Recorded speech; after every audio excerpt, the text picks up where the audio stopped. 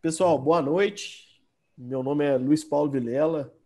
Estou aqui hoje com um grande prazer para a gente poder conversar um pouco aí a respeito desse momento delicado que, como humanidade, vivemos, né? Mas não podemos parar, principalmente nós do agronegócio, né? Na cafeicultura, temos a grande missão de continuar aí fornecendo cafés de qualidade, né? Para todo o mundo.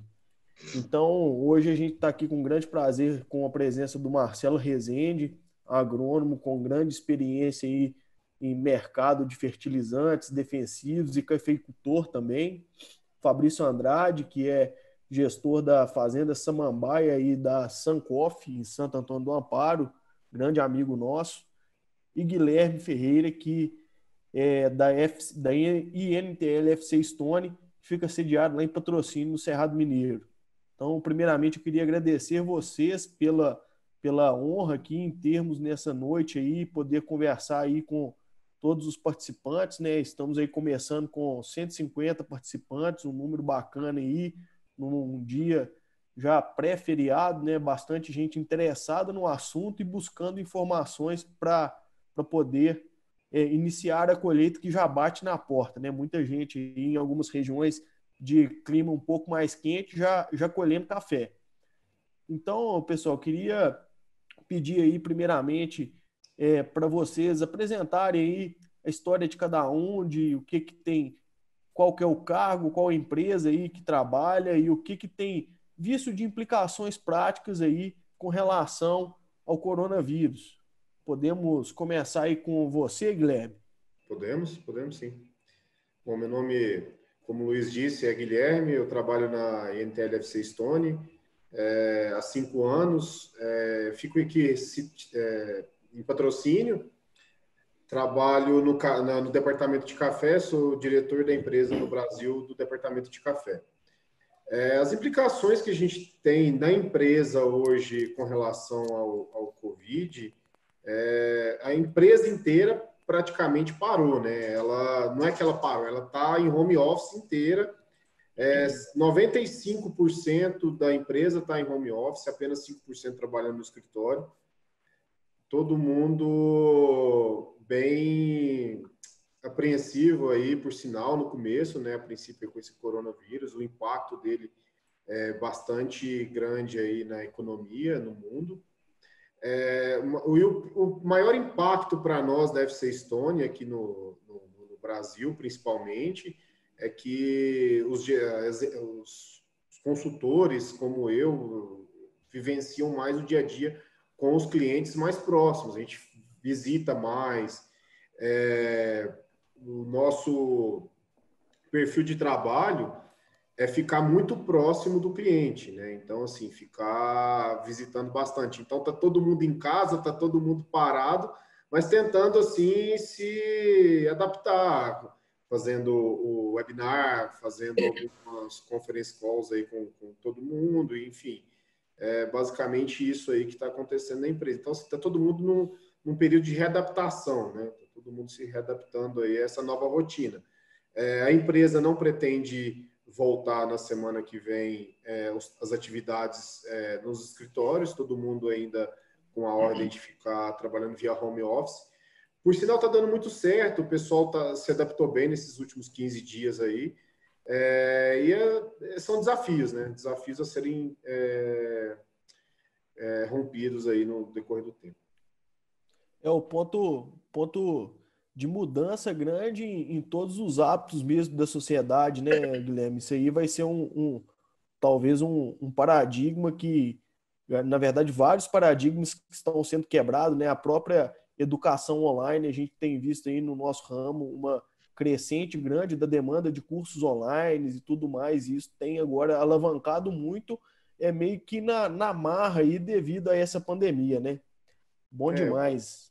pessoal tem que aproveitar bastante esse tempo em casa, né? Assim, não é que não consegue se render 100% do que rende dentro do escritório, isso é fato. Então, o tempo ocioso é maior em casa. Então, muita gente tem que aproveitar esse tempo aí para se especializar, para fazer algum curso, alguma coisa nesse sentido. Com certeza. Bom demais. Muito obrigado. E aí, Marcelo, como que tá a situação por aí? Bom, pessoal, boa noite a todos. Obrigado pelo convite, Luiz Paulo, e também os colegas que aqui estão escutando. Na verdade,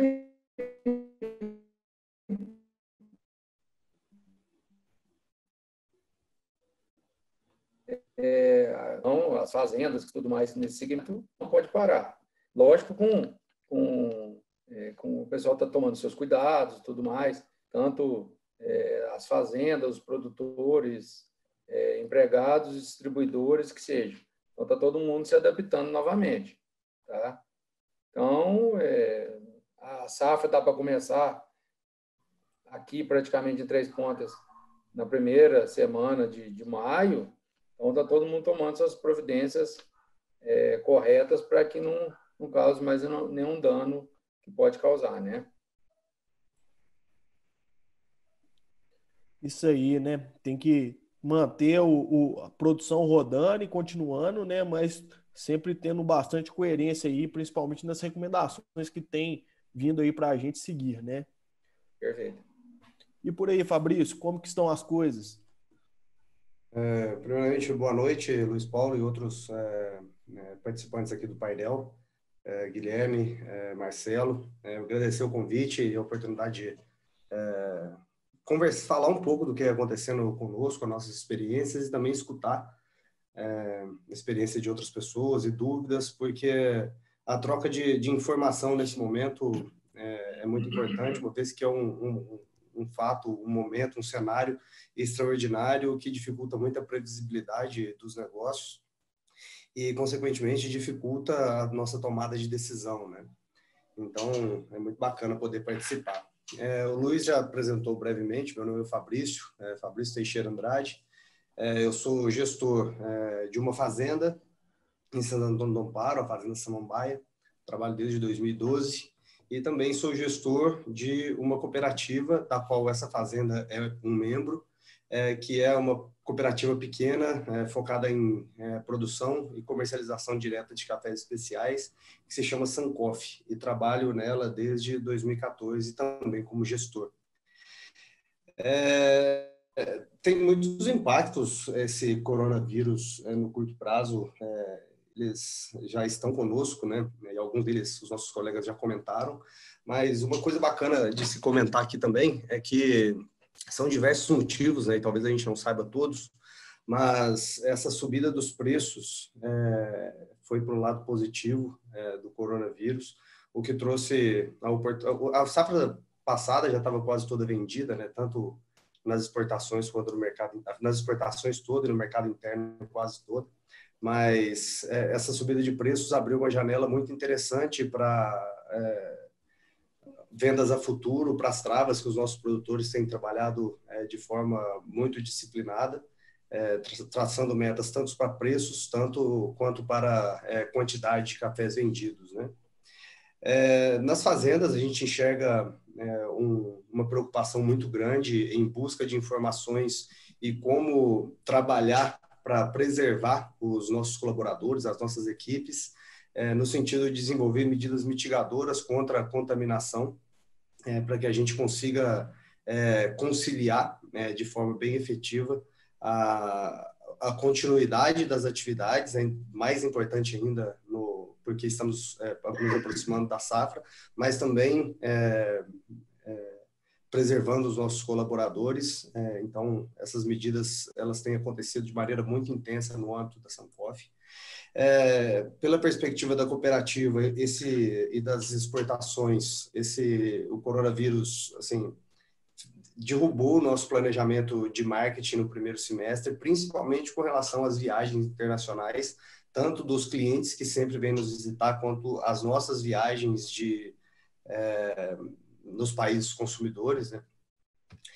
Já tivemos os cancelamentos ou adiamento de alguns embarques, porque os nossos clientes são basicamente torrefadores de cafés especiais, então o negócio deles, o setor em que eles atuam, que é vender para hotéis, cafeterias, restaurantes, o food service em geral, esse negócio caiu 80%, 90%, até mesmo fechamento de negócio, ou seja, 100% das vendas. Então, impactou diretamente as nossas vendas, os nossos embarques que já estavam agendados para acontecer, e porque tem uma ruptura no suprimento desse produto adiante por parte desses torrefadores, né? Então, isso foi significativo para nós e para outros produtores e exportadores de cafés especiais.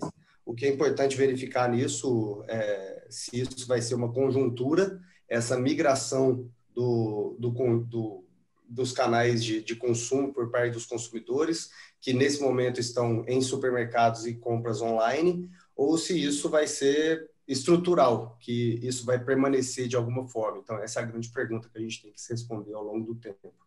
E o último, e também muito importante, impacto dessa pandemia do coronavírus é a redução de investimento, né? Porque a gente enxerga que é muito prudente quando a gente vislumbra o longo prazo, em momentos de crise, em momentos de incerteza, preservar o caixa, preservar os recursos que já estão disponíveis dentro da empresa. Então, isso foi outro impacto que foi gerado a partir desse coronavírus. Reduzimos os investimentos apenas para os essenciais, sem comprometer a nossa capacidade de crescimento e capacidade produtiva.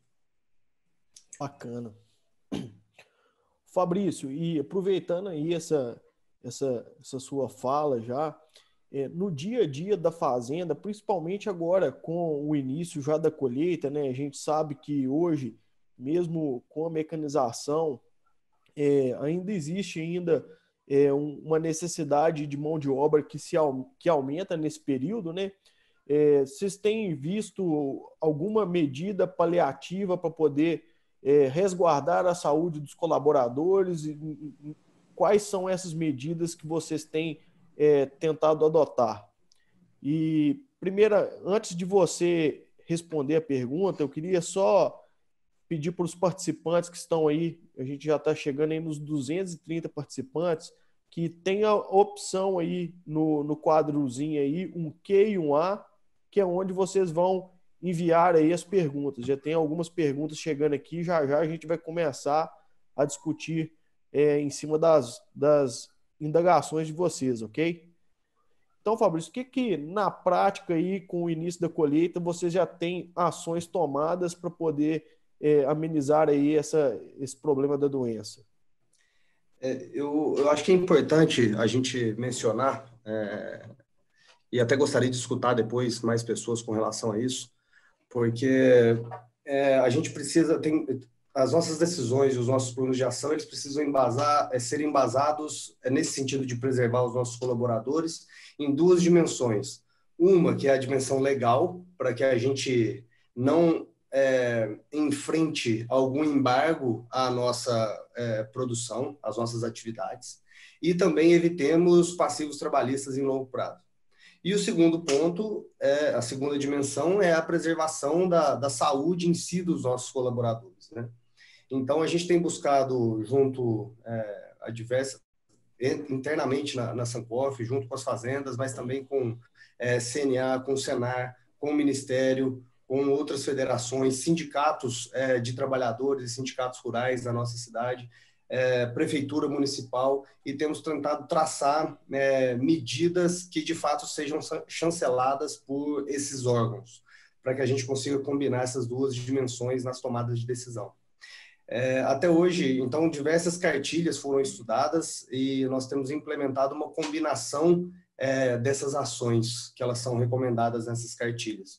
Hoje, eu recebi acho que até recomendo o pessoal dar uma verificada, uma que foi elaborada pelo CNA, pelo Senar, pelo Ministério da Agricultura e pelo Ministério da Saúde. Se eu estiver esquecendo algum desses órgãos importantes da elaboração dessa cartilha, me desculpem. Mas é muito importante essa cartilha porque ela é muito completa, didática, ilustrativa e também é chancelada por órgãos que têm discutido em nível de governo, e tomadores de decisão e legisladores, quais são as melhores formas que nós temos para conciliarmos preservação do negócio pela perspectiva legal e também preservação dos nossos colaboradores. Então, basicamente, o fornecimento de máscara, evitar aglomerações nos transportes, que é um transporte das cidades até as fazendas é um ponto muito crítico e vulnerável. A gente tem reduzido pela metade a quantidade de pessoas em relação à capacidade dos veículos de transporte. Temos higienizado esses veículos de transporte frequentemente e recomendado, de certa forma, obrigatório aos nossos colaboradores que tenham as mãos higienizadas antes de entrar no ônibus e ao descer. Nos bebedouros, é difícil evitar os bebedouros, porque o pessoal tem que encher as garrafas de água, mas também evitando aglomerações, parando as filas, higienizando todo mundo, álcool gel. Então, são diversas coisas, eu não consigo me lembrar de todas, mas que elas estão presentes nessas cartilhas e eu acredito muito nelas, pela efetividade nas duas dimensões, por serem desenvolvidas por órgãos sérios e que têm pensado de forma científica e colaborativa todas essas ações que nós temos que tomar. Bacana, muito bom. Se você depois até puder me enviar, Fabrício, essa cartilha, que aí eu compartilho aí com todos os participantes para poderem estar cientes aí dessas ações. Eu vou te mandar o link no WhatsApp aí depois você disponibiliza, não sei como é que você vai fazer isso. Bacana. Eu vou levar uma pergunta agora para o Marcelo, que a gente está num momento aí, Marcelo, agora já de início já das negociações, tanto de fertilizantes, né, quanto já saindo aí os planos de troca de defensivos e também de fertilizantes, também na forma de barter, né? Como você está enxergando alguma forma que o produtor pode se resguardar de alguma oscilação de mercado, tanto do ponto de vista de preço de café, quanto também de fertilizantes e defensivos? Bom, na verdade, são duas ou três situações. Até peguei alguns dados aqui. Fertilizantes. Ureia, dezembro de 2019, e também MAP, foi um dos menores preços que pôde existir, um dos menores preços que tiveram no mercado internacional. Tá? O que está acontecendo? Hoje a ureia, independente do petróleo, está em queda. A ureia hoje já é uma setinha em alta. Tá? Cloreto também altista, mais altista que baixista. O MAP, eu peguei um dado que também, só ter noção, a parte de MAP, você comprava MAP aí por R$ 1.600, R$ 1.800 ano passado, esse ano está R$ 2.200, R$ 2.300. Então, situações tá maluca demais. E um dado importante, até o colega de patrocínio pode me ajudar, que a Mosaic fechou 2 minas de fósforo no mundo. Uma é a do lado aí, Certo Salitre, né? E a outra é no Peru. Então, mais um dado complicado para a parte de fósforo, que ela é líder, né? Então, vamos lá, sobre a sua pergunta. Isso é só dados que eu peguei dados históricos, né? Fertilizante. Fertilizante é uma coisa, diante desse cenário, que nós estamos vendo na nossa região, é que o pessoal vai atrasar um pouco suas compras de fertilizante. Vai deixar passar essa onda aí, possível onda de coronavírus, tá? E comprar, vamos falar para a cultura do café, no segundo semestre. Isso é o que se está mostrando, devido a essa maluquice do dólar de 5,30, que seja, 5,20, e também a falta de ingredientes aqui na nossa região, eu acho que em todas as regiões. Tá? Então, quanto a fertilizante, o meu pensamento é esse. Agora, por outro lado, defensivo. Defensivo, as multinacionais soltaram a campanha, a maioria, em fevereiro desse ano, tá? Fevereiro, março, que seja. Então, elas soltaram a campanha. Até então, o pessoal estava com o pé atrás, mas hoje, pelo que nós estamos vendo, está sendo uma campanha super atrativa. Por quê? O café, eles conseguiram um café lá atrás, acredito que seja interessante, e utilizaram os produtos deles num dólar menor. Então, eu já tenho dados aqui que as empresas vão chegar com os produtos de defensivo com os valores muito mais altos que o ano passado, por causa do dólar 5,20, 5,10. Então, esse é o cenário. O que ajuda o produtor a fazer melhor negócio? É o barter mesmo. tá?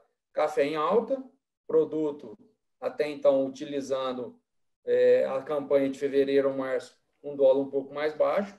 Então, essa é a tendência. Na nossa região, o pessoal, acredito que tem patrocínio, em outras regiões também, o pessoal já está bem adiantado no barter de defensivo. Tá? Agora, fertilizante não tem como falar. A tendência é que se use as compras do segundo semestre. Isso é que nós estamos vendo aqui, todos os dados que nós temos aqui. Tá? Isso é um movimento. E outra coisa também que o produtor, a maioria, acredito que a maioria dos produtores não fazem é o custo de produção seu. Então, se café seu custo que seja R$400 e hoje está vendendo no mercado a termo, que seja 600, 650, a maioria não sabe o custo dele. Então, fala, não vou vender 600, 650, café vai para 700. Então, ele está deixando, às vezes, de fazer um bom negócio sem saber, às vezes, que o custo dele, às vezes, é 350, 400, 450. Nessa onda de autista agora, igual o colega disse, mercado a termo é super importante e fazer seus barter com a alta agora eu também acho super importante. Com certeza. Alguma consideração aí, Fabrício, Guilherme?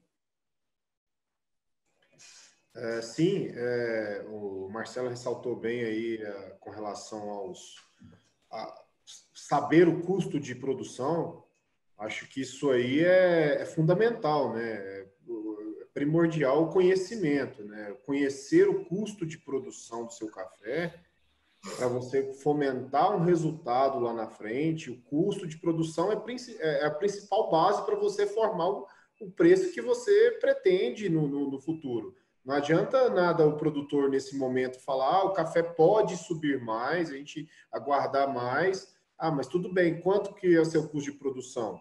Quanto que está te rendendo esse café? Qual que é o lucro, né, nessa operação? Se você fixar um barter, por exemplo, com preços agora, qual que você tem que garantir o custo de produção, no mínimo, né? Aproveitando aos poucos.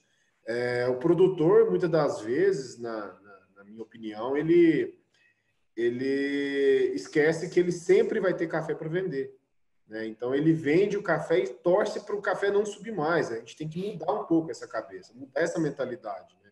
O café subir é bom para o produtor. Então, se ele vender um pouco com preço a 550, o mercado foi para 600, não se deve lamentar aquele café de 550, e sim participar um pouco mais do mercado e torcer para ele andar um pouco mais. Se subir um pouco mais, vende um pouco mais. Eu acho que essa cultura de o mercado subiu, vender um pouco, se o mercado subiu mais, começar a lamentar e ficar com medo de vender, principalmente isso, ficar com medo de vender o café a um determinado preço que está te rentabilizando muito bem, por sinal, com medo dele subir mais e você não ter vendido mais caro.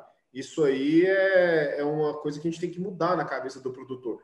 Porque se você vende um pouco agora, o ano que vem você tem mais um pouco para vender e mais. A gente sempre briga com os nossos clientes aqui. O produtor ele está sempre comprado no mercado.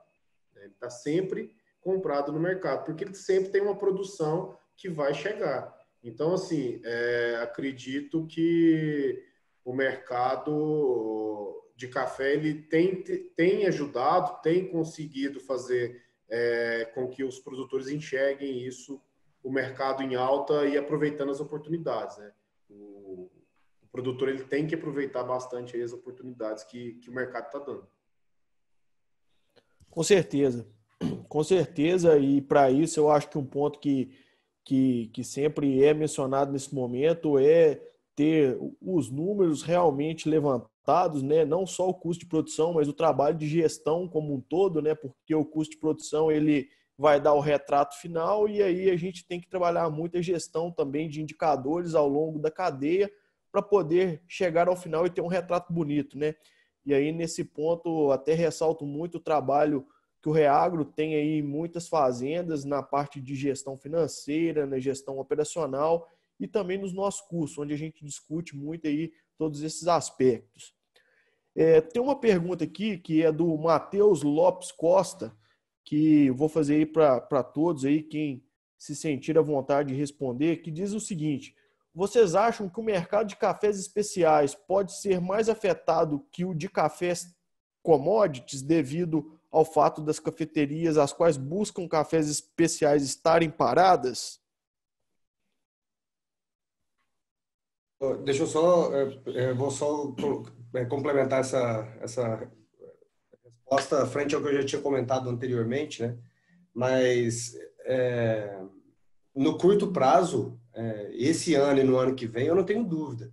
Já tem elementos concretos que demonstram isso, são evidências de cafeterias fechadas, apenas com as portas, ou talvez só com as portas abertas, por exemplo, na Austrália, porém sem mesas para servir aos clientes, apenas o que eles chamam de take-away, que você paga e leva embora, né?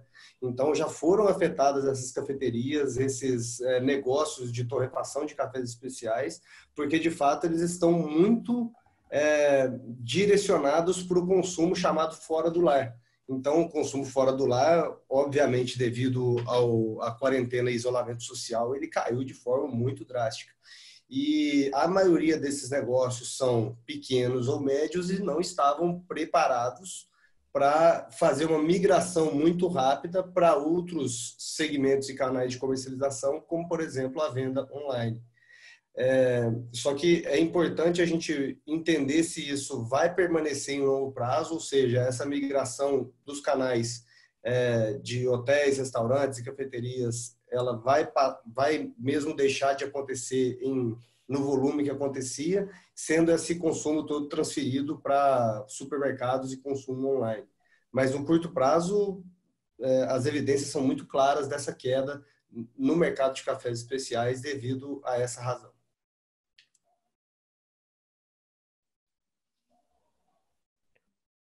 Ok. E tem uma pergunta aqui nessa linha aí, com relação à cotação do café, né, do César Sintra, que está questionando aí qual o fator que tem sustentado o preço de café nesses patamares atuais aí, nessa alta que a gente teve aí nessas últimas semanas, né? Então tem a ver com o coronavírus, isso aí, o que foi esse movimento de alta? Sim, tem bastante coisas que podem ter influenciado aí esse movimento de alta, esse sustentação dos preços do café, né? Tanto é que o café do dia 14 de janeiro até agora, ele subiu em torno de 30%, né? O seu valor em reais aqui para o produtor brasileiro. Mas, assim, um dos fatores importantes aí que a gente tem observado é o número de certificado de café nos Estados Unidos. Esse número de certificado ele vem caindo gradativamente. Depois eu deixo para vocês aí um gráfico para você repassar para o pessoal e tudo. Mas o interessante é o seguinte, por exemplo, hoje ele caiu já 41 mil sacas, o estoque de certificado de café nos Estados Unidos. O que seria o estoque de café certificado dos Estados Unidos? Vamos lá. 75%, aproximadamente 1,5 milhões de sacas desse café é de café hondurenho. E o café hondurenho hoje, nos Estados Unidos, ele é negociado aproximadamente Nova York mais 30 a mais 35. Então, se a gente for pegar um consumo de café nos Estados Unidos, pagando prêmio para um café hondurenho pronto em algum armazém geral nos Estados Unidos, a Nova York mais 30, mais 35, e nós temos um café na bolsa que é bolsa leve, ou seja, preço de mercado, isso aí faz com que o café que seja certificado seja o café mais barato a ser comercializado nos Estados Unidos. Então, isso aí faz com que o preço o número de certificado comece a reduzir gradativamente e há uma expectativa que ele continue reduzindo aí. E isso aí dá sustentação, dá um pouco de suporte para o mercado, porque a gente não está muito obscuro a gente saber o futuro, né? Como que vai ser o consumo lá fora? O consumo vai aumentar? O consumo vai diminuir, o consumo vai se estagnar. Aparentemente, pelo que a gente está vendo aí de notícias que está saindo, a OIC falando que a gente pode ter uma estagnação no consumo de café. Mas ainda assim, tudo muito vago, na minha opinião. Ainda tem muita coisa para acontecer, a gente tem que assimilar muitos dados. E o que tem de dados aparecendo para o mercado é basicamente isso que está acontecendo. A gente teve um aumento aí de 30% no consumo nos Estados Unidos de café na prateleira do supermercado, mas teve uma redução drástica no consumo de café nas cafeterias. Então, a gente vai alimentando ponto de altista, ponto baixista, ponto altista, ponto baixista. E um dos principais pontos aí que a gente já vinha observando, que foi uma evolução nos preços que tivemos do ano passado, do início de novembro até final de dezembro, era uma evolução devido à queda do estoque de certificado nos Estados Unidos. E tem um detalhe, além disso, no estoque de certificados dos Estados Unidos. Se eu não me engano, aproximadamente 60% desse estoque de café nos Estados Unidos, ele é um estoque de café velho. Ele é um estoque de café de mais de 2 anos. Então, a pessoa, além de comprar o café a um preço mais barato hondurenho, ele ainda vai pagar com deságio esse café. Entendeu? Esse café ele vai trazer um deságio para o comprador. Então, ele blenda muito esse café, então ele começa a tirar muito esse café. Aí tem outro detalhe, a gente vê aí hoje o estoque de certificados pendentes é de 23.186 sacas. Por que ainda a gente está com dificuldade de falta de café nas origens? Brasil, Colômbia, Guatemala, Honduras, enfim. Todos os países estão com a redução de estoque de café. Por que esse número de certificados de certificação nova está aumentando? É simplesmente porque é a maneira mais fácil de se financiar, de pegar dinheiro mais rápido nos Estados Unidos, para um dealer. Exemplo, o dealer tem um café já pronto, em um armazém certificado, em um armazém credenciado, igual aqui no Brasil tem os armazéns credenciados da BMF, né? Então, ele tem um café pronto no armazém credenciado nos Estados Unidos, e ele precisa de um financiamento rápido para fazer um giro. Ele canuda, igual aqui no Brasil se fala, né? Canuda o café, certifica o café na bolsa, e ele consegue um financiamento rápido, dando o certificado como garantia de até 95% do que está certificado. Então, assim, certificados novos estão entrando, mas não quer dizer que seja café novo entrando. É café velho sendo recertificado. Então, isso aí tudo é uma leitura que o mercado está vendo uma escassez de cafés finos no destino, né? A gente, desse estoque aí, 60% dele está nos Estados Unidos, né? E 40% está na Europa, dos estoques de certificado da Bolsa. Então, esse acho que é um dos principais fatores aí com que esteja se sustentando aí os preços do café. Nesse momento. Acho que é basicamente isso aí. A gente vai ter semana que vem aí o Green Coffee, né? No último aí, referente a fevereiro, teve uma queda de 5,37%, né? O estoque de cafés nos Estados Unidos. Vamos ver como que sair no dia 15. A gente vai ter outro report aí referente a março, que aí ele já impactou o período o período mais como se diz, um período mais tenso aí do coronavírus até o momento. É isso aí. E houve algum aumento no volume de cafés embarcados aí, desde agora nesses últimos tempos aí, meio que como uma estratégia para fazer um estoque aí no consumo? Assim, na nossa visão, já estava tendo um aumento no estoque lá fora, porque é o seguinte, vamos tentar explicar assim, da melhor forma. Entende o seguinte, você é um torrador nos Estados Unidos, ou um Starbucks, enfim, um torrador no mundo. Está escutando muito boato de que teria uma falta de cafés finos no mercado, uma falta de cafés especiais no mercado, não só especiais, mas como de qualidade no mercado. Você é um torrador que tem uma X demanda mensal, você acaba se antecipando um pouco na sua compra para poder se proteger dessa eventual falta de café no decorrer do período, né, dessa entre-safra brasileira. Porque o que a gente tem ouvido falar, o Marcelo até falou um pouco aí, o estoque aqui no Brasil, ele está baixo, né? A nossa safra está chegando aqui com muito pouco café. A safra que foi colhida no ano passado, no ano de 2019, ela foi praticamente toda vendida, né? Então a gente tem muito pouco café a ser negociado aí na mão do produtor ou de cooperativas. Nessa linha aí que está o pensamento lá fora. Então, assim, esse aumento, por exemplo, falando de exportações, o Brasil aumentou aí, saiu hoje até os dados, né? Foi um aumento comparado com março do ano passado, 2,4% aí o aumento de exportação para março desse ano. Mas isso aí tudo é café que já estava vendido, mais cumprindo embarques. Agora, as negociações no mercado, novos negócios no mercado, está bem parado. O mercado, tive até uns dados aqui do Peru, empresa de benefício grande no Peru, trabalhando com 10% só do seu operacional. Assim, o mercado inteiro está parado. Lá fora, a gente tem alguns dados de alguns pequenos torradores lá nos Estados Unidos.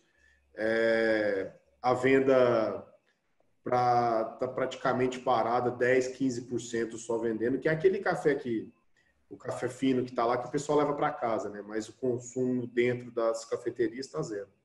Então, assim, eu acho que o pessoal vai ter que se readaptar, as pequenas cafeterias vão ter que começar a fazer um trabalho diferente aí para poder participar desse mercado novo aí que está se abrindo. O Fabrício comentou com relação a pergunta que fizeram para ele aí, com relação ao consumo de cafés lá fora, como que vai ser esse período. Na minha opinião, eu acho que, como ele comentou, que temos um período que o pessoal está consumindo mais café em casa, então a procura por cafés nas cafeterias especiais está menor. Eu acho que se a gente enxergar esse mercado novo agora, que é essa entrega de café delivery, enfim, pode ser um up aí após todo esse cenário passar, a gente ter mais esse mercado para ser agregado aí para cafés especiais. Entendeu? Eu acho que pode ser uma oportunidade nesse sentido.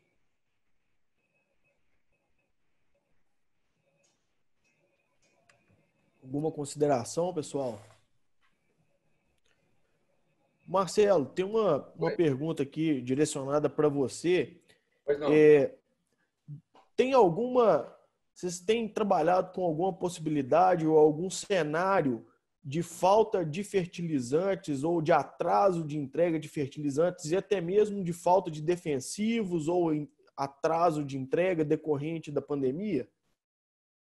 Então, na verdade, vamos pensar em café, né? Outras culturas, às vezes, não vou falar.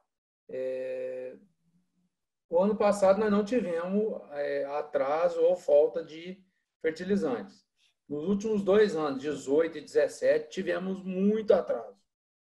Principalmente atraso base de nitrato, que na nossa região que utiliza muito. Tá? Não sei te responder certamente, mas tudo indica que possa acontecer atraso, sim. Porque dólar nessas alturas, aí vamos falar assim, as empresas que trazem fertilizantes de fora, ou vão esperar um pouco, porque o dólar está em alta, porque chegando aqui tem que repassar esse produtor, ou se não, porque demora 60, 90 ou mais para chegar aqui a matéria-prima, além das burocracias de porto, né?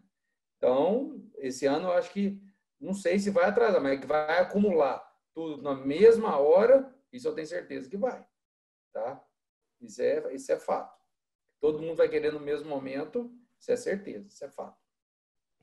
Então, é importante o produtor planejar aí a logística aí de retirada, aí, principalmente dos fertilizantes, né? Se conseguir antecipar a retirada é um ponto estratégico, né? Na verdade, esse ano, quer dizer, o ano de 2019, nós fizemos uma política de tentar antecipar com os produtores, puxar adubo em junho, julho, agosto, antes da utilização, eu acredito que deu muito certo. Então, esse ano agora, segundo semestre está aí em julho, que seja, já comece a se programar para depois não falar, faltou lá na frente ou atrasou a hora correta de aplicação dos fertilizantes. Agora, quanto ao defensivo, as empresas estão bem preparadas. Eu acredito que as grandes empresas, né, estão bem preparadas. Vamos falar, as 3, 4, 5 maiores empresas estão bem preparadas para abastecer esse mercado nesse momento. Então, por isso que eu estou te falando a todos. Se programe para suas compras agora, porque, sei lá, outubro, novembro, pode faltar também defensivo, porque está uma loucura. Só para você ter noção, Roundup, quem comprou foi a Monsanto. Quer dizer, desculpa, a Monsanto foi comprada pela Bayer. Até o momento, não temos campanha de Roundup até o momento. Tem uma consideração aqui no chat do nosso amigo Ricardo Vilela, que está relatando aqui uma opinião dele, que defensivos vamos ter problemas por falta de matéria-prima, pois matérias-primas são produzidas em grande parte na China e Índia, onde estão com grande crise. Então, pode ser que para comprar no primeiro semestre pode ter algum tipo de problema, na opinião aqui do Ricardo Vilela, que está participando aqui conosco. Na verdade, quer dizer, comprar no primeiro semestre agora, até concordo, mas tem que se programar. Tem que fazer os pedidos com as multinacionais, que seja com as empresas parceiras, ou cooperativas, distribuição e tudo, que elas vão estar compradas provavelmente, e já ter certeza que você vai ter aquele produto. Agora, como ele disse, deixar para comprar no segundo semestre, eu acho que pode ter algum problema. Além de preço que pode vir com autista, acredito eu. Com certeza. Uma pergunta aqui do Bruno Rezende para o Fabrício. Fabrício, você citou aqui que no início da conversa de estar ocorrendo uma redução dos investimentos. Então, você está se referindo mais a investimentos ligados a máquinas, implementos, ou também ligados a aspectos de controle fitossanitário e de nutrição aí na condução das lavouras, né? Na sua opinião, Fabrício, o produtor já tem algum movimento aí de tirada do pé do acelerador na condução das lavouras ou ainda não tem nenhuma sensibilidade nessa linha? Uma boa colocação, Luiz Paulo, e ao que eu me referi até então, o que nos impactou foram investimentos mesmo, que está lá na última linha do fluxo de caixa, né? Investimento em infraestrutura, máquinas, construções, investimento de expansão. Eu ainda acho que é cedo para falar em redução de investimento na operação, porque principalmente em relação a tratos culturais, porque eu acredito que com os preços que estão praticados, tanto no mercado à vista, quanto nos que os produtores já fizeram as travas a futuro, ainda é uma situação de margem positiva na cafeicultura, né? E com margem positiva ainda é possível manter o nível de investimento, mesmo com esse certo incremento no custo no preço dos fatores de produção. Mas, claro, se em algum momento esse aumento for relevante, os produtores, obviamente, para manterem a margem de lucro, que é a principal variável que tem que ser avaliada no negócio, em algum momento eles vão começar a buscar mais eficiência, talvez por produtos mais baratos, por redução momentânea, uma vez que já existe caixa no solo, e são diversas opções e planos de ação que os produtores podem ter, se em algum momento essa escalada nos preços de fatores de produção, ela inviabilize a margem, mas ainda eu acho cedo para isso. Você, Marcelo, já sente algum movimento nessa linha ou também compartilha aí da opinião do Fabrício? Eu acredito que é mais a opinião do Fabrício mesmo. As lavouras estão vindo com caixa, elas estão boas, preparadas. Então, eu acredito que ela tem até então uma reserva mesmo. Eu acredito com a opinião do Fabrício, com o colega. Tá? E até então não tem cenário, nós estamos vendo aqui, nenhum de diminuição de tecnologia. Tá? Certo. E lá no Cerrado, Guilherme, qual que é a sua sensibilidade quanto a esse ponto?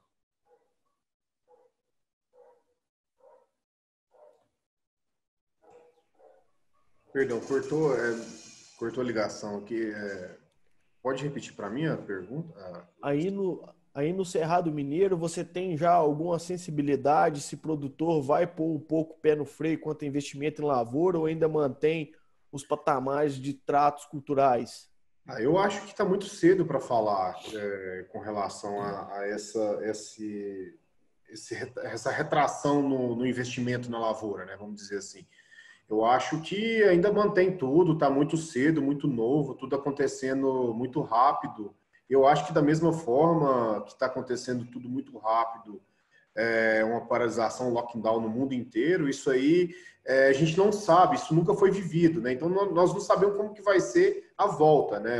Como que vai vir o consumo depois desse período. Então, assim, eu acho que nesse momento a melhor coisa é ficar aguardando, observar o mercado, continuar com o seu projeto, continuar com a expansão. Os preços estão bons, né? Eu acho que o principal fundamento para o produtor nesse momento são os preços, e os preços estão bons. A gente tem aí uma perspectiva, temos mercado a termo que consegue fixar alguns preços mais no longo prazo, então eu acho que não faz sentido uma diminuição do trato da lavoura agora, ou uma redução na renovação de lavoura. Eu acho que temos que seguir a vida como era antes, né, nesse momento, na minha opinião. Ok, muito obrigado. É uma pergunta aqui do nosso companheiro Fábio Pereira, fazer aí para os três aí se tem alguma informação a respeito, se já vem alguma dificuldade na renovação ou captação de novos empréstimos aí para a próxima safra. Qual a opinião de vocês? Eu acredito que nesse momento não tem nada mostrando isso não. Pelo menos tem nada a questionar nesse momento. Esse momento para os negócios de produção de café é um momento de baixa intensidade na demanda por esses tipos de crédito, né? Uma vez que a gente já vai entrar na safra e esses créditos já foram captados antecipadamente. Então, eu também compactuo com o Marcelo, ainda é cedo, é difícil notar esse efeito, uma vez que existe menor demanda, a intensidade dessa demanda é menor nesse momento. Mas eu não tenho dúvida que esse cenário de incerteza e de risco como variabilidade de resultado frente a algo esperado se perpetuar por algum tempo, eu não tenho dúvida que os bancos tiram o pé no freio, colocam o pé no freio, ou eles aumentam o prêmio pelo risco, aumentando as taxas de juros. Porque isso faz parte do negócio do banco, reduzir a inadimplência, e por isso ou ele põe o pé no freio ou ele aumenta a taxa de juros para os que pagarem cobrirem o prejuízo dos que não pagaram. Beleza. Com certeza. Fabrício, uma pergunta aqui do Matheus Costa para você. Em relação à colheita na região como no sul de Minas, que depende muito da colheita manual, né, nas áreas onde não é possível a mecanização, e também pensando no pessoal que trabalha com algum tipo de colheita seletiva nessa linha, qual que é o impacto que já pode se pensar aí para esse tipo de colheita, e se você já vê alguma opção ou alguma saída e estratégia para poder passar aí por esse momento de dificuldade? Boa pergunta, Luiz Paulo. Eu acredito que são essas medidas mitigadoras do contágio e preservação da saúde dos colaboradores. E, assim, eu não sou especialista nisso, né? Mas a partir dessas medidas, do contexto que existe é, do café ser produzido em locais com menor densidade populacional, essas medidas de todas as fazendas, uma vez que existe o receio de não conseguir fazer a colheita, tomando essas medidas, conscientizando o pessoal, eu sou sempre otimista, né? Mas eu acredito que a gente não vai ter tanto problema nesse sentido. Mas claro que ele pode acontecer, porque até eu estava olhando uns dados no World Meter, que é um site internacional que está fazendo essas medidas do coronavírus, depois que a gente notou visivelmente nas cidades que a gente vive, eu também vivo no interior, que houve um relaxamento, um afrouxamento da quarentena e do isolamento social. O gráfico de casos confirmados por dia explodiu de novo, né? Então, se a gente não tomar cuidado e achar que esse coronavírus é só número e que não vai chegar na gente, uma hora o pão cai com a manteiga para baixo e a gente é pego de surpresa. Então, até a gente precisa intensificar a conscientização dos nossos colaboradores, a nossa mesmo, e continuar implementando essas medidas de prevenção e preservação dos nossos colaboradores, porque aí sim eu acredito que a gente tem condição de fazer essa safra sem tantos problemas. Mas caso contrário, a gente vai ter problema. Com certeza, com certeza. Pessoal, é uma pergunta aqui do Vinícius Andrade para os três. Quais são as oportunidades aí diante desse cenário atual que pode aparecer para a cadeia do café, né? Pergunta bacana que a gente está falando aí só do lado negativo que pode estar ocorrendo, né? Mas o que pode ter de oportunidade aí diante do que está ocorrendo? Pode falar? Uma opinião? Fica à vontade, Marcelo. Então, na verdade, como os dois colegas mexem com o mercado mesmo de café físico, exportação e tudo mais, buscar se blindar fazendo algumas travas, né? Tanto as travas nesse momento quanto as travas mercado a termo para o ano seguinte, já vendo o preço que está hoje e verificando o seu custo. Então, eu acredito que é uma ferramenta que ajudaria muito o produtor, né? E também, se achar alguma condição que ele acha que é interessante para comprar já seus defensivos, eu acho que é o momento. E fertilizantes, dependendo do barter que as empresas oferecem. Vai que acontece um barter interessante de uma empresa de fertilizantes, de uma paridade que seja muito atrativa e muito melhor que o ano anterior. Então, ficar atento ao mercado mesmo e se blindar, não na safra, em alguma parte da safra, você já se bloquear algum preço já para você trabalhar. Com certeza.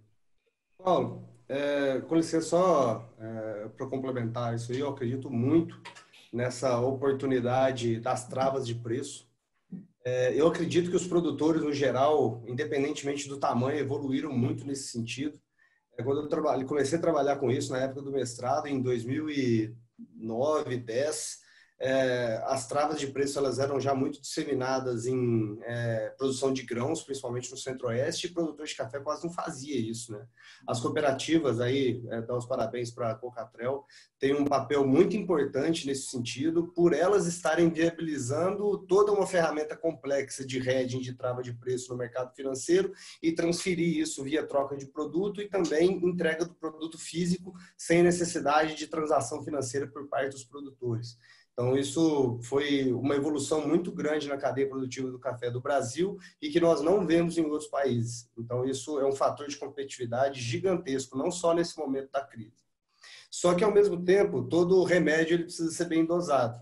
Eu escutei, eu li, eu não sei, ultimamente, semana passada, que houve uma evolução em relação à safra passada comparando o mês de março, da quantidade da safra prevista a ser colhida já comercializada a futuro, a safra 20.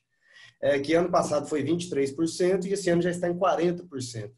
Então, uma vez que a gente trava os preços, a gente aproveita as oportunidades de preço para garantir a margem, via troca de produto ou entrega do físico e recebimento lá na frente, só que a gente precisa ter esse produto para entregar como produtor.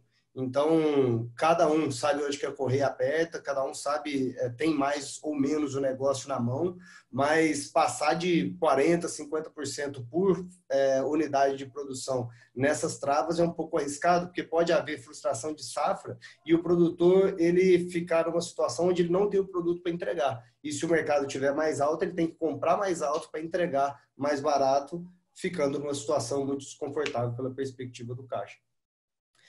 Mas, sem dúvida, é uma ferramenta que tem que ser utilizada. Eu queria só aproveitar mais 2 pontos da pergunta do Vinícius, do meu irmão, até achei a pergunta interessante. Ele, com relação a oportunidades, né? Eu acho que a gente sempre precisa enxergar esses momentos de crise, esses momentos de disruptura, com algumas oportunidades. Uma delas, o Marcelo já colocou muito bem, aproveitar essa volatilidade, essas subidas de preço e fazer as travas, né? Tomando cuidado com o percentual da safra a ser colhida. Mas existe uma outra que eu consigo enxergar, e eu acredito que o mundo, nesse aspecto, ele vai sair diferente dessa crise. Com relação a oportunidade de nós nos familiarizarmos mais com essas ferramentas digitais, principalmente para reuniões e outros processos que a gente realiza no nosso dia a dia, que consomem muito custo, muito tempo. Eu acredito que isso é uma oportunidade muito interessante. Então, acho que o Zoom, por exemplo, o GoToMeeting, Hangout e por aí vai, eles se popularizaram num setor que antes só existia o Skype como a principal ferramenta. A outra coisa que eu vejo como oportunidade que basicamente o negócio de café, o êxito dele é função de 3 coisas: de preço, o Marcelo já comentou, de custo, incluído compra de fertilizantes, produtividade, né, que a gente tem que avaliar, eficiência da utilização dos recursos, né, custo unitário baixo, e também caixa, disponibilidade de recursos, sendo próprio ou de banco. E nós vivemos num mundo muito estável, com crescimento, apesar que tem muita gente falando que o mundo está piorando, mas é mentira. Se analisar qualquer tipo de variável macroeconômica, como IDH, PIB, qualidade de vida e por aí vai, no mundo, a expectativa de vida, o mundo melhora. Então, a gente se coloca numa posição que é tudo muito estável. E o coronavírus vem mostrar para a gente que não é, que guerras, pandemias, elas podem ocorrer, sim, e elas causam um desastre na economia e na vida das pessoas. Então, acho que é um momento muito importante para a gente refletir prudência em negócio, principalmente com relação à alavancagem financeira, porque em momentos como esse, negócios que têm disponibilidade de caixa, não adianta acreditar que o banco vai emprestar em momento de crise, que não vai, mas empresas que têm conforto de caixa para passar por esses momentos vão sair, mas com certeza tem uma chance, não com certeza, elas têm uma probabilidade maior de sair bem depois da crise. Então, gostaria de adicionar isso, é um pouco filosófico, mas a gente vê muitas empresas na ânsia, café está dando muito dinheiro, está crescendo, China consumindo, etc. Começa a crescer o negócio de forma um pouco desordenada e isso é pouco prudente. Em algum momento, quando a crise, se for tudo bem, sem problema, mas em algum momento de crise inesperada, em momento extraordinário, as empresas que têm menos disponibilidade de recursos, elas podem sofrer um pouco, né? Então, só gostaria de adicionar isso. Claro que existem muitas outras oportunidades fora do âmbito de negócio, mas isso fica para uma outra conversa. Bom demais, moçada, bom demais. Alguma consideração a respeito, Guilherme? Sim, até completando um pouco o que o Fabrício disse aí, a título de curiosidade, na Colômbia, apenas 6% da produção da Colômbia é negociada a futuro, é negociada a termo. Então, assim, a ferramenta a termo, a ferramenta barter, ela é muito utilizada, ela é utilizada no Brasil, praticamente. Então, assim, o produtor tem que aproveitar com prudência, como o Fabrício ressaltou bem aí. O mercado brasileiro, ele dá oportunidades, ele tem momentos muito bons do mercado, a gente tem que ter disciplina. A regra, um dos motivos, por exemplo, da Colômbia não ter muito futuro é porque são microprodutores, as cooperativas não têm um respaldo jurídico para acionar o produtor caso ele não entregue o café. Aqui é diferente, aqui no Brasil se tem isso, então se tem mais conforto para dar crédito ao produtor, entendeu? Então, assim, aqui a gente tem muito mais ferramentas, conseguimos passar muito melhores momentos mais difíceis e conseguimos aproveitar bastante as oportunidades que o mercado nos dá. Então, assim, acho que o produtor ele tem que aproveitar essas oportunidades e aproveitá-las com prudência. Ele não pode se alavancar, vender demais, tomar crédito demais, sem ele ter uma consciência de que no futuro ele possa sofrer com isso, né? O mercado de café, ele não só tem um lado, ele não tem só alta e também, como ele também não tem só baixa, né? Então, por exemplo, muitas das vezes o produtor vê o mercado subindo, e ele acha que o mercado agora acabou, o mercado não tem volta mais, o mercado vai subir muito, eu vou comprar mais área, vou plantar mais café, vou me alavancar aqui na minha produção. E acaba que esse alavancamento do produtor, ele acaba fazendo com que o mercado de fato caia no próximo período, né? Então, assim, é muita cautela e aproveitando as oportunidades aos poucos. Bacana, bacana. Pessoal, a gente está aqui já nas fases finais aí do nosso webinar, né? Tem mais algumas perguntas aqui que eu queria passar para os participantes, mas antes de finalizar aqui essas perguntas finais, já queria deixar o convite aí para todos que estão assistindo aí, do nosso próprio webinar, aí já na boca da colheita, né, dia 14, então na próxima semana, às 19 horas, onde a gente vai estar aqui com o professor Leandro Paiva, uma grande referência que a gente tem aí na área de qualidade de café, de pós-colheita, né, discutindo aí um checklist para a qualidade do café, aí já na entrada da colheita, e a gente ter a oportunidade de discutir com esse grande especialista aí quais são os procedimentos para a gente poder garantir qualidade aí nessa colheita abençoada que está chegando, né? E agora, queria falar um pouco aí do nosso trabalho aí do Reagro, né? O Reagro é uma empresa que todos que já estão acostumados a participar aqui do nosso webinar, a gente trabalha aí tanto na parte de consultoria gerencial e técnica aí em diversas propriedades, tanto sul de Minas quanto região da Mogiana e Cerrado Mineiro, e também na parte de ensino. É um produto que a gente tem aí sempre aí à disposição e rodando já em várias cidades, é o curso de gestão na produção de café, um curso já consolidado aí, indo para quase 10 turmas, e aí para esse ano a gente tem a programação de lançamento em setembro em Varginha, aí na segunda turma já em Varginha, em outubro em Franca, na região da Mogiana Paulista, segunda turma em Franca também, em novembro em Piuí. Então, tem aí o telefone do Luciano, nosso gerente comercial, para qualquer dúvida, qualquer interesse, pode entrar em contato com ele. E aí está aí no chat também o nosso Telegram, para quem estiver participando, tem uma condição muito especial aí para quem estiver participando do grupo de Telegram. Qualquer dúvida, a gente está à disposição, será um prazer poder conversar com todo mundo. E aí eu queria passar a palavra aí para o nosso amigo Marcos, do 3R Lab, para rapidamente aí poder falar um pouco aí a respeito do 3R Lab. Boa noite, pessoal. Meu nome é Marcos, sou supervisor comercial do 3R Lab. O 3R Lab é o laboratório de análise para o agronegócio do Grupo Reagro. Hoje contamos com unidades em Lavras e Chapecó. O laboratório investiu para proporcionar aos técnicos brasileiros o que existe de mais novo e avançado no mundo. Para isso, se capacitou e possui todos os selos de controle de qualidade disponíveis no Brasil, e o único com selo americano. Isso garante máxima qualidade e acurácia no resultado dos laudos. Hoje, o 3R tem uma condição especial para todas as análises de solo, forragem e rações. Para aqueles que entrarem em contato comigo, através do telefone 35 999 12 8067, terão um desconto de 10% nas análises.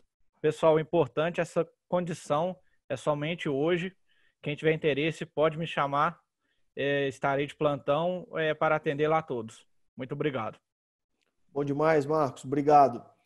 Então, pessoal, voltando aqui nas perguntas para irmos para a reta final, a gente teve aí a felicidade de bater aí 250 participantes, no momento agora 210 online, né? Então, queria agradecer todo mundo por a participação e todo aí, Marcelo, Fabrício e Guilherme, pela disponibilidade de estarmos juntos. Tem uma pergunta aqui da Ana Paula Goulart, que eu achei muito interessante, e aí fica para a mesa responder. Como vocês avaliam o investimento em plantios já programados para renovação de lavouras diante aí desse cenário, né?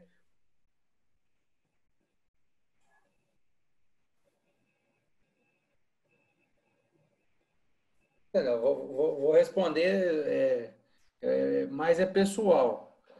Na verdade, nesse momento de alta, tem que pensar duas coisas. Se você tem uma lavoura que relativamente está produzindo uma média, mas que se cubra o custo nessa altista, eu acho que você tem que usufruir esses pontos altos dela nesse momento. Tá? Isso é a minha opinião pessoal. Agora, por outro lado, se a pessoa está capitalizada, está muito bem, então, teoricamente está, igual os colegas já falaram, está sobrando. Então, vou renovar. Né? Mas no dia a dia, eu acredito que se estiver produzindo produtividade interessante ainda, nesse patamar de 550, 600 reais, será que é o momento, às vezes, de não degolar ela nesse momento? E se a pessoa, às vezes, está precisando de uma liquidez ou de uma receita, eu acredito que seja o momento. Mas já algumas pessoas que estão capitalizadas, pode ser, sim, o momento de renovação. Minha opinião pessoal. Vou complementar aqui o que o Marcelo está falando. Seguinte, completar com uma pergunta. Estava na programação, antes de preço, alta de preços, problema com coronavírus, isso já estava na programação? Eu acho que, na minha opinião, a gente não deve fugir da programação que a gente estava tendo há algum tempo. Não faz sentido nenhum você aumentar, retrair a sua programação ou acelerar a sua programação simplesmente porque os preços estão bons agora ou retrair porque está tendo uma crise. Eu acho que você tem que continuar a pensar de forma contínua. Estava na programação esse remanejo dessa área? Se estava na programação, eu acho que deveria, de fato, concluir. Agora, se não estava, eu estou fazendo porque eu estou vendo uma oportunidade de preços elevados agora, então eu vou renovar. Eu acho que não é por aí. Eu acho que tem que ser um pouco mais cauteloso. Agora, se estava dentro da programação, eu acho que tem que seguir com ela. Com certeza. Acho que a programação, ela acho que o primeiro ponto a se pensar, né, se estava realmente ou não. E nessa linha que o Marcelo falou aí, uma análise que a gente gosta muito de sempre levar junto para os clientes aí dentro das consultorias, realmente assim, quando a gente vai pensar na renovação de lavoura, a gente já tem que colocar na conta que você está tirando ali um caixa positivo que estava entrando, né, durante 2 anos sem a produção daquela lavoura.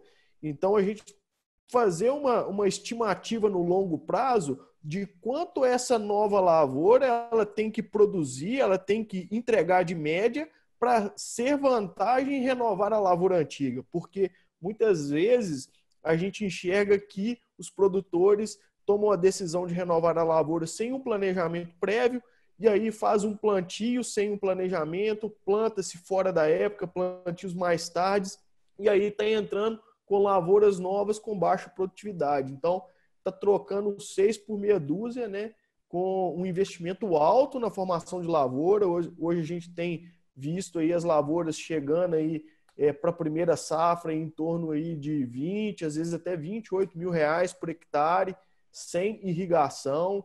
Então tem que ser realmente muito bem planejado para não poder, para não ter um impacto negativo aí durante esse processo, né? Um comentário só apenas. Produzir café não é para aventureiro. O mercado de café não aceita aventureiro. Se a gente vê um oba-oba no mercado, vou produzir café porque o preço está bom, a rentabilidade por hectare está muito boa nesse momento, infelizmente essa pessoa pode se frustrar muito no futuro. Muito. Então, o café não é uma coisa para aventureiros. Com certeza. Tem uma pergunta aqui que eu achei interessante, não sei se ela tem resposta, né? Que pergunta se vocês acreditam que a demanda por café, que tem um consenso que pode ter um impacto, né? E se tiver um impacto, quanto que vai ser restabelecido aí, se tem alguma projeção, alguma visão de vocês sobre essa demanda? É difícil, uma resposta difícil. A gente tem que analisar pontos, né? O consumo em casa está aumentando. A gente teve uma elevação de 30% nos Estados Unidos aí de compras de cafés na prateleira do supermercado, mas esse aumento se dá em função do pânico ou se dá em função de aumento de consumo? A gente não consegue responder essa pergunta nesse momento. Está muito cedo ainda para responder. Por outro lado, a gente brinca muito que o maior consumidor do mundo de café é o ralo da pia, né? O desperdício de café é no ralo da pia. Então, por outro lado, a gente tem aí um consumo crescente em casa, e se o consumo está muito grande em casa nesse momento, pode ter um desperdício muito grande nesse consumo também. Então, isso aí pode fazer com que aquela escassez de consumo na cafeteria, ela se transforme num consumo em casa um pouco maior. Agora, difícil dizer ainda o que pode acontecer. Se a gente vai ter uma retração no consumo agora que será suprida por um consumo expressivo pós-crise, como que é o comportamento das famílias após esse período. Acho que é um pouco vago a resposta, mas acho que é por aí. O Fabrício pode complementar aí para a gente também. É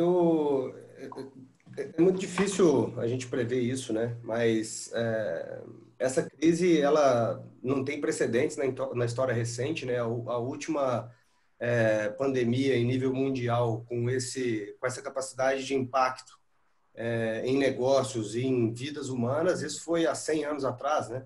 Então, não faz sentido comparar via modelo matemático ao que aconteceu no mundo que era completamente diferente com o mundo de agora, né? Mas existem alguns modelos matemáticos que analisam dados de 1990 para cá. Um deles foi um estudo da OIC, que até eu verifiquei hoje para qual que era a opinião da OIC com relação a isso, para vir para o webinar. E eles fizeram um estudo em 20 países que representam 70% do mercado consumidor de café no mundo. Basicamente é isso. De 1990 até hoje. Ou seja, existiram algumas crises nesse período. Crise de câmbio na Ásia, crise de 2008, a mais relevante, o World Trade Center em 2011, né? Não, 2001. E eles, baseados nesses dados anteriores, eles estimam que a cada 1 ponto percentual de queda no PIB mundial, há uma queda de 0,95 ponto percentual no consumo de café. Então, isso representa 0,95 ponto percentual de queda no consumo, ia representar hoje, segundo o cálculo deles, 1,6 milhões de sacas. E isso eu achei interessante, num outro relatório também, é do Rabobank, de abril agora, o consumo de 2020, que estava previsto em 2000, consumo mundial, crescimento de consumo mundial de 19 para 20, que estava previsto em 2,5%, 2,4% de aumento, eles reduziram para 0,4% de aumento. Nível muito equivalente ao que aconteceu de 2008 para 2009 com a crise financeira mundial que ocorreu. Ou seja, é difícil, vou reiterar isso, é difícil prever, uma vez que essa crise ela é diferente de outras que aconteceram. Na verdade, toda crise ela é um pouco diferente, mas essa é significativamente diferente, mas ainda é cedo, porque a gente não sabe como que isso vai se comportar, essa pandemia. Tem gente que fala que a gente está no começo, tem gente que fala que já está estabilizando, mas existe uma probabilidade baseada nas crises anteriores que haja uma redução ou uma estagnação no consumo de café mundial. Por outro lado, o cenário macroeconômico em longo prazo para a produção de café, principalmente no Brasil, devido aos fatores de produção, logística, mercado financeiro, confiança, etc., ele é muito positivo, uma vez que a tendência de crescimento de 2,5%, 3% de consumo mundial, ela pode se retomar depois dessa queda aí para 0,4%, 0,5%, segundo o Rabobank está prevendo, e de qualquer forma um crescimento modesto de 0,5% é melhor do que uma queda. Então, de qualquer forma, no cenário atual, eu acho que a gente ainda precisa continuar otimista, principalmente tendo as condições favoráveis de produção de café aqui no Brasil. Com certeza, né? Vamos manter firmes e fortes aí, com bastante coisas positivas. Pessoal, a gente vai encerrando aqui nesse momento. Queria agradecer mais uma vez aí o Fabrício, Marcelo e Guilherme pela grande contribuição que todos deram aí nessa noite, por todos os participantes que trouxeram dúvidas e questionamentos aí para a gente. Muitas perguntas bacanas e uma discussão que foi muito rica. E abrir aí, se vocês tiverem alguma consideração final, quiser fazer trazer mais alguma mensagem aí para os participantes. Na verdade, primeiro é agradecer a todos vocês pelo convite. E olhando aqui, 250 participantes, é algo bem satisfatório, muito bom. Então, isso mostra a credibilidade que vocês estão na condução desses trabalhos e também conhecer os colegas novos aí que nós estamos conversando agora. Então, obrigado por tudo. Valeu, foi muito bom. Muito obrigado, Marcelo. Queria parabenizar o Reagro pela iniciativa. Informação é um item essencial, então, que não pode parar como agro durante a pandemia, né? E agradecer a participação de todos os participantes que nos ouviram nesse momento, agradecer pelas perguntas, que elas nos ajudam a montar o raciocínio também. E foi muito bacana participar com o Luiz Paulo como moderador, o Marcelo, que estou conhecendo agora, e o Guilherme também. Espero que a gente se encontre em breve nesse mundo do café. Como mensagem final, eu gostaria de deixar só duas coisas que eu acredito que é como caldo de galinha, né? Não faz mal para ninguém. E existe um estudo, que é até uma palestra do TED Talk, sobre os 6 atributos de empresas para serem duradouras, né? Uma delas existem 6, eu gostaria de ressaltar 2 apenas. Um é a questão da prudência, nós já colocamos isso agora, porque momentos difíceis, eles podem acontecer e com certeza eles vão acontecer. Por mais que os momentos bons eles durem, os difíceis eles vão ocorrer. Então a gente precisa ser muito prudente e sempre almejar o longo prazo. O segundo passo, o segundo ponto é a capacidade de se adaptar. Então, a gente sempre fala quais são as ameaças e as oportunidades de qualquer evento que cause uma ruptura em qualquer processo ou numa cadeia produtiva. a gente tem que enxergar isso de forma muito positiva, mesmo nos momentos ruins, para a gente ter a capacidade de interpretar essas ameaças e transformá-las em oportunidades.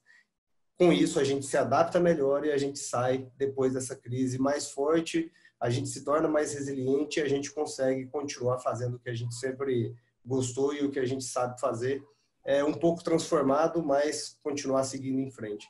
Então, são essas duas coisas, a gente enxergar de forma positiva os problemas para a gente conseguir se adaptar e ter prudência, principalmente nesses momentos, para a gente ficar preparado para esses momentos de crise. Abraço, gente. Obrigado, Fá. Bom, pessoal, queria agradecer aí ao Luiz, ao Fabrício, ao Marcelo aí pelo companheirismo aí nesse momento aí. Agradecer o pessoal, surpreendente aí, 250 participantes online aí no mesmo momento. E assim, as considerações finais que a gente tem é que nesse momento de estresse, de ficar em casa, de repouso aí, acho que a gente tem que ter um pouco de paciência. Paciência, acho que é o que mais a gente precisa nesse momento. E também não tomar decisões precipitadas, não se alavanque muito, não deixe também de participar do mercado acreditando que ele pode ir mais. De fato, são inúmeras variáveis aí que podem ter no mercado que a gente não vai conseguir acertar sempre a máxima do mercado e acaba que a gente pode ficar frustrado. Aproveitar as oportunidades que o barter oferece para todo mundo aí. Eu acho que isso é uma coisa só o Brasil tem. É fundamental aí o produtor aproveitar e me colocar à disposição. O que precisarem, tem muita pergunta que eu estava dando uma olhada aqui no chat e foi feita para mim. Se possível, depois me repassá-las por e-mail, eu repasso as respostas a todos aí, por gentileza. E muito obrigado a todos aí pela participação. Bom demais mesmo, pessoal. Achei que as discussões foram muito boas. Aqui a gente está tendo aqui várias mensagens aqui no chat, dando feedback muito legal. E mais uma vez, muito obrigado a todos. Contem sempre conosco, estamos sempre juntos, tentando levar o nosso principal foco, que é levar vantagem para o produtor, que é quem sustenta toda essa roda que gira, né? Então vamos manter firmes aí durante esse período, tomar os devidos cuidados, como falamos aí e levantamos, né? E ter principalmente a cabeça no lugar para poder pensar bem e saber agir conforme as coisas vão acontecendo, né? Então, muito obrigado a todo mundo. Fica aí meu grande abraço para todos vocês e até a próxima. Tchau, tchau, pessoal. Obrigado. Obrigado, tchau, tchau.